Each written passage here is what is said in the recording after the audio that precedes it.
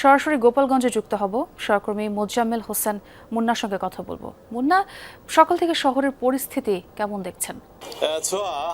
গোপালগঞ্জ আপনি জানেন যে সারা বাংলাদেশে এমন একটি নাম যে গোপালগঞ্জের নাম শুনলে মানুষ মনে করে যে এখানে সবসময় একটা উত্তপ্ত ভাব থাকবে।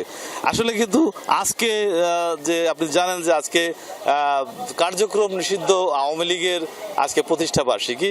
সেই প্রতিষ্ঠা বার্ষিকী উপলক্ষে আমরা যে ধারণা করেছিলাম যে গোপালগঞ্জ সারাদিন হয়তো বা উত্তপ্ত থাকবে বা আইন শৃঙ্খলার অবনতি হবে, তবে এই সকালে আমরা যেটি দেখছি, সকালে কিন্তু সেই অবস্থাটি নেই।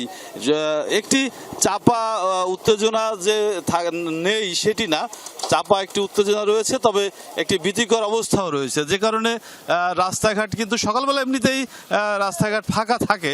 কিন্তু আজকে আমার কাছে মনে হচ্ছে যে আমরা আজকে সকালে যে কটি রাস্তা দেখেছি বা ঘুরেছি, সেখানে মানুষের উপস্থিতি আমরা একটু কম দেখেছি। সব মিলিয়ে গোপালগঞ্জ শহর বা গোপালগঞ্জ জেলার বিভিন্ন এলাকা আমরা যেটি খোঁজ নিয়ে জানতে পেরেছি, এ সমস্ত এলাকায় লোকজনের উপস্থিতি কম, রাস্তায় কম। বিশেষ করে অনেকেই সেনাবাহিনী, জানেন যে গতকাল সন্ধ্যা 7:30টার দিকে গোপালগঞ্জের সেনাবাহিনী এসেছে।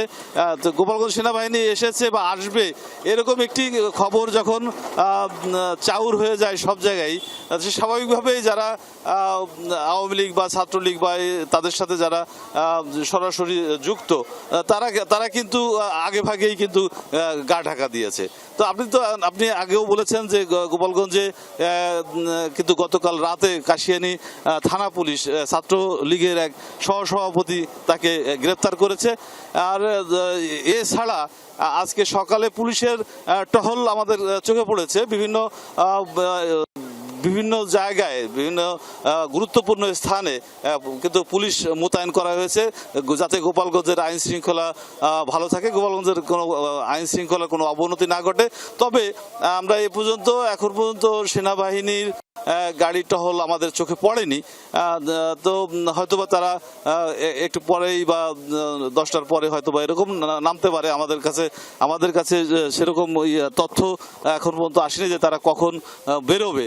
সব মিলিয়ে গোপালগঞ্জের যদি আমি পরিস্থিতির কথা বলি, তাহলে গোপালগঞ্জ এখন পর্যন্ত শান্ত শিষ্ট রয়েছে এবং কোথাও কোনো অঘটনের খবর আমরা পাইনি। অনেক ধন্যবাদ মুন্না আপনাকে।